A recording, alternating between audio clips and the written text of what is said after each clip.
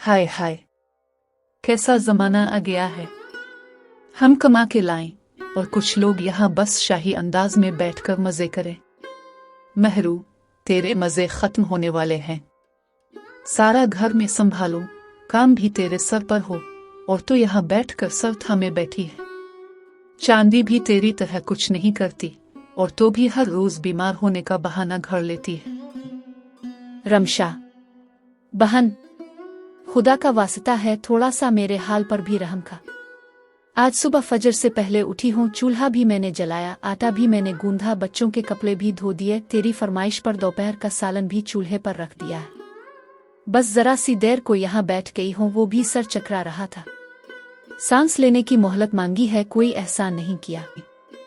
सांस लेने की मोहलत? जिसके घर का तो खा रही है, कम से कम उसके कुछ उसूलों का तो लिहाज कर। मैं नहीं कहती तुझसे रोज घंटों काम कर, मगर जो छोटा मोटा काम दिया जाए वो तो वक्त पर पूरा कर। ये कोई अस्पताल नहीं है कि जब जी चाहे बिस्तर पकड़ ले और बाकी सब यहाँ नौकर बन जाएं तेरे। अल्लाह जानता है रमशा, मैंने कभी काम से मुंह नहीं मोड़ा। तेरे हर हुक्म पर सर झुका के रही हूँ।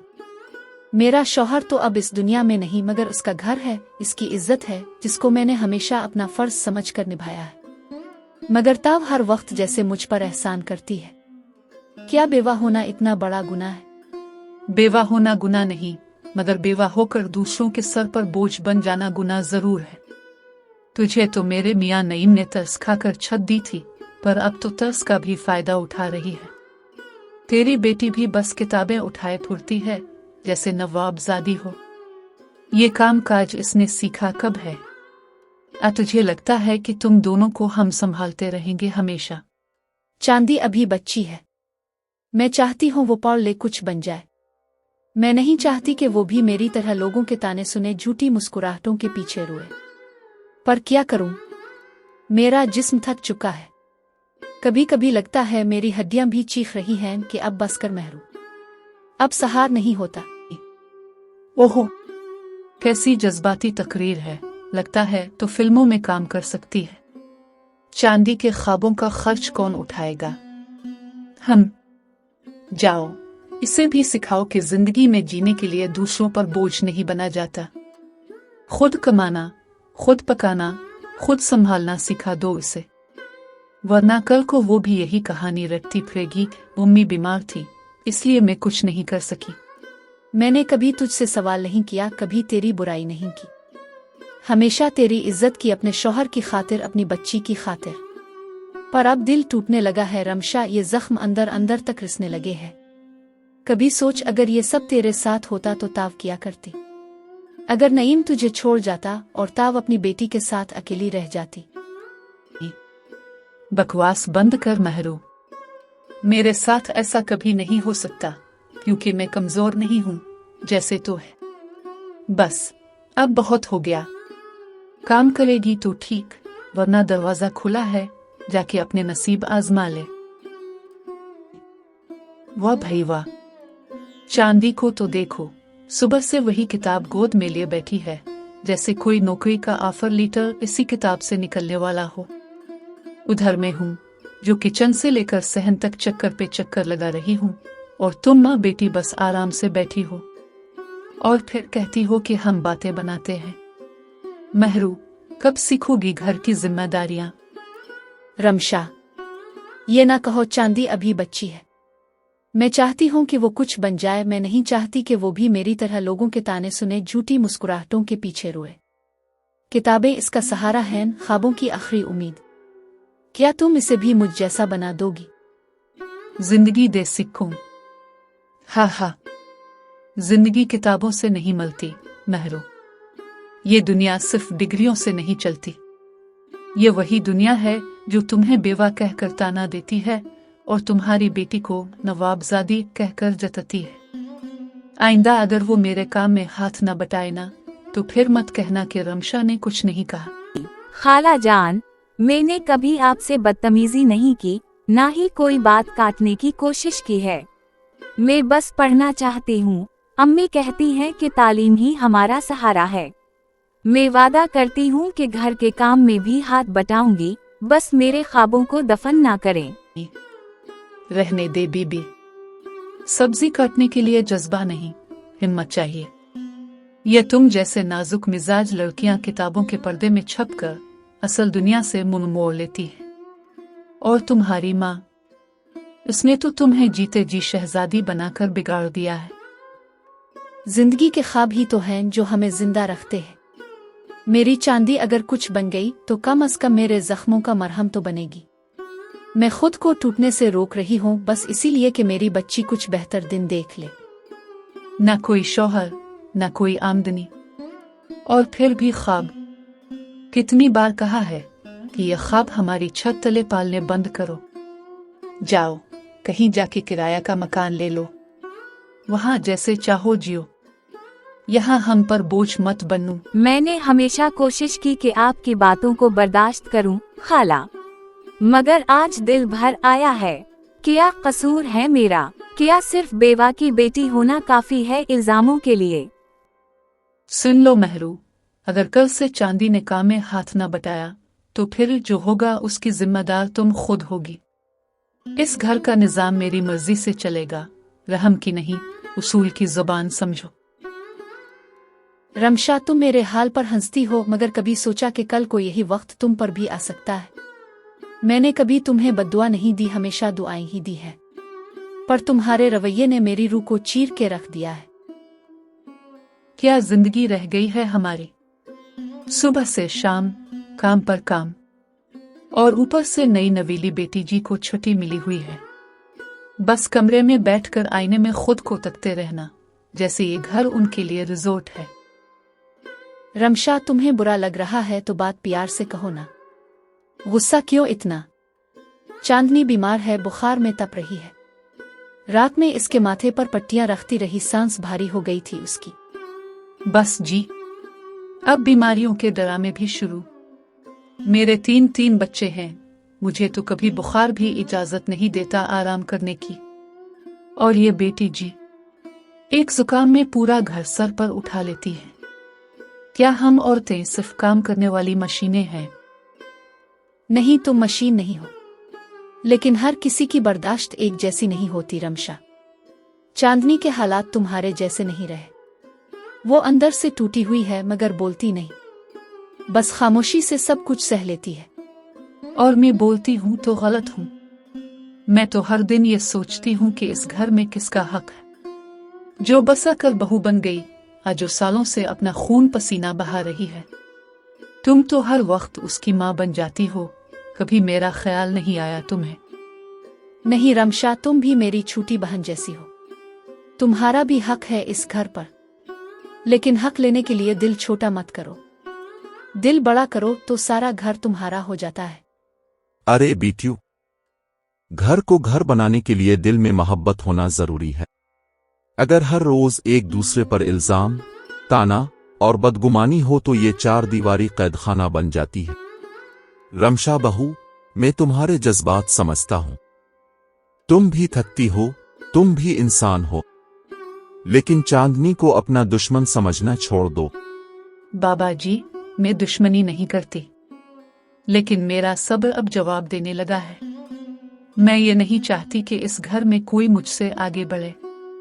मुझे लगता है अगर मैं सख्त ना रहूं तो मुझे कोई याद भी नहीं रखेगा। जो मोहब्बत बांटता है इसे कभी भुलाया नहीं जाता। नफरत से इज्जत नहीं कमाई जाती।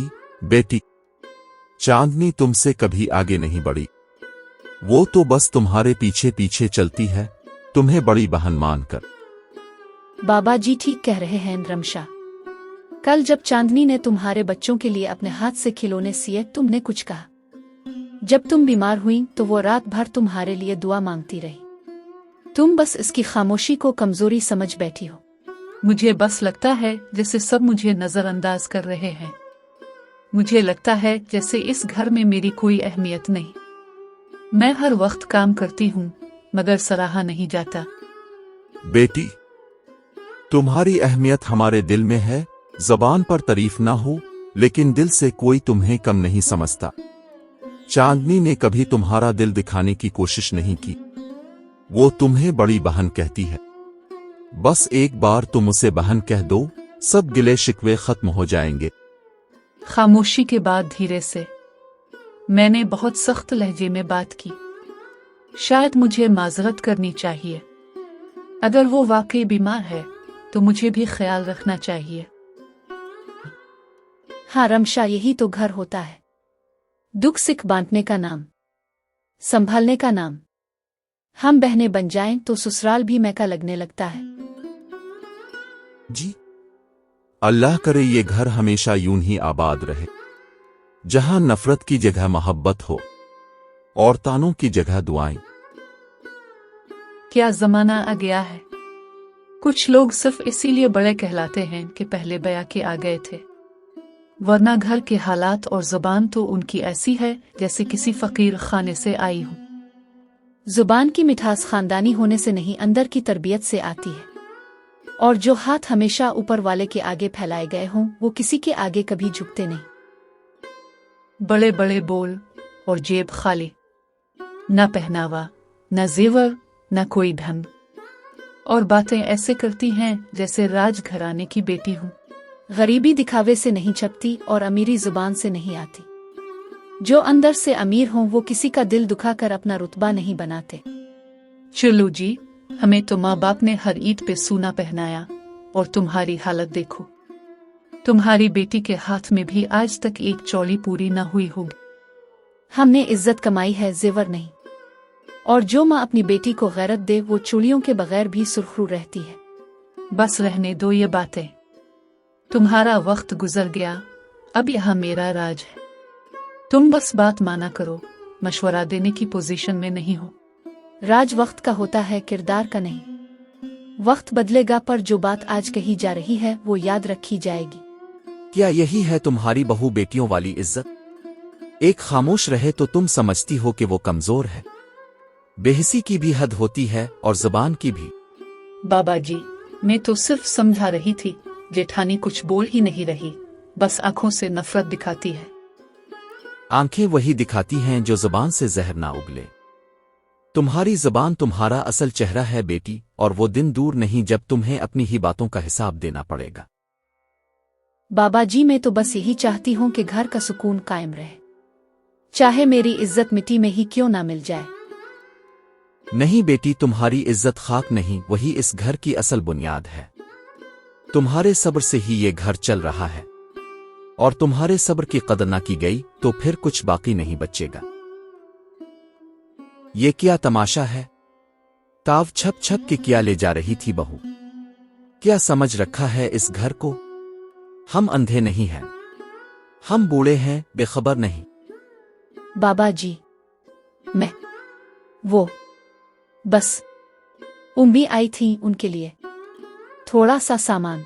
चीनी, घी, खुश्क मेवा, मसाले, ये थोड़ा सा सामान पूरे हफ्ते की चोरी के बराबर है। क्या तुम्हें जरा भी लिहाज नहीं रहा इस घर का, जिसने तुम्हें इज्जत दी, छत दी, खानदान का नाम दिया? हमने तो तुम्हें बेटी समझा था। बाबा जी, बस एक बार की गलती है। मेरी उम्मीद दूर दराज से आई थी, खाली हाथ भेजने की हिम्मत नहीं हुई।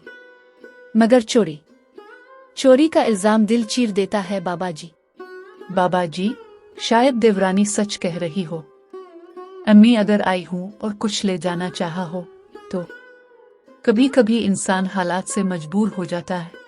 उफ, तुम्हें क्या पता जेठानी, तुम तो इस घर की लाडली हो, हर वक्त तुम्हारी सुनते हैं सब। हमारी तो सास भी शक भरी निगाह से देखती हैं, और अब आप लोग भी। मेरी माँ को 2 वक्त का खाना नहीं दे सकती।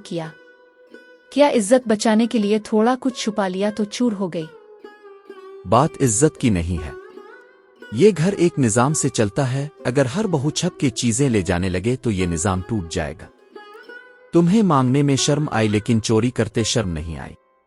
अगर तुमने मांगा होता, जेठानी ने जरूर कुछ न कुछ दिया होता, है ना?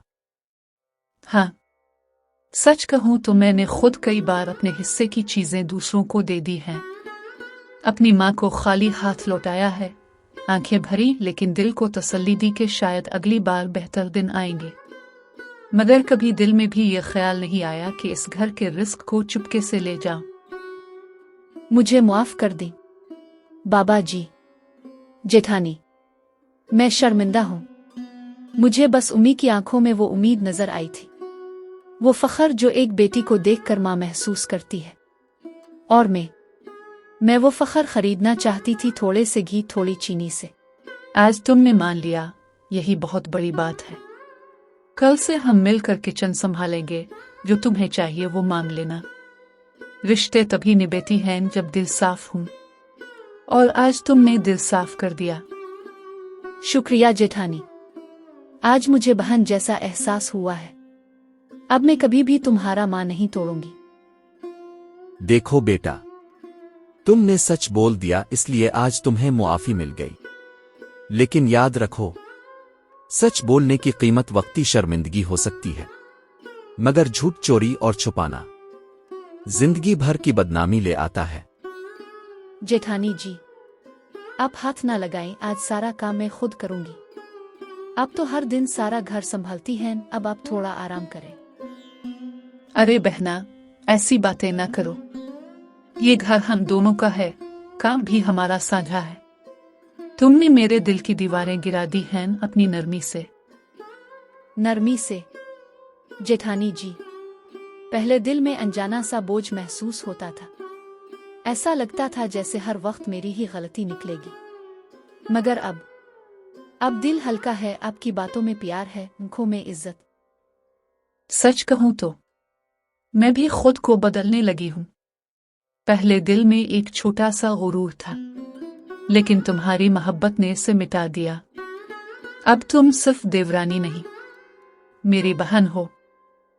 जब आप मुझे प्यार से बुलाती हैं तो दिल में खुशी का फूल खिलता है जेठानी जी। पहले सोचती थी शायद हम कभी एक ना हो सके, लेकिन आज लगता है जैसे हम एक ही दिल की धड़कन है। रिश्ते एहसास से बनते हैं बहना, और तुमने एहसास का खजाना भर दिया है मेरे दिल में। तुमने मुझे ये सिखाया कि छोटी छोटी बातों को दिल से लगाना रिश्ते बिगाड़ देता है। आज दिल चाहता है जेठानी जी कि हम एक नया वादा करें। अगर कभी दिल में कुछ बात आ जाए तो छुपाई नहीं, बांट ले, ताकि वो जख्म ना बने। हाँ, वादा करते हैं कि अब दिल में कोई बात छुपाएंगे नहीं। सच में तुमने मेरी दुनिया बदल दी बहना। तो फिर चलो मिलकर करते हैं, जैसे दिल जाल गए वैसे हाथ भी साथ चले। अरे अरे नहीं बहना, रोज तुम करती हो, आज मुझे करने दो। मोहब्बत तो यही है कि एक दूसरे के लिए कुछ करने का दिल चाहे।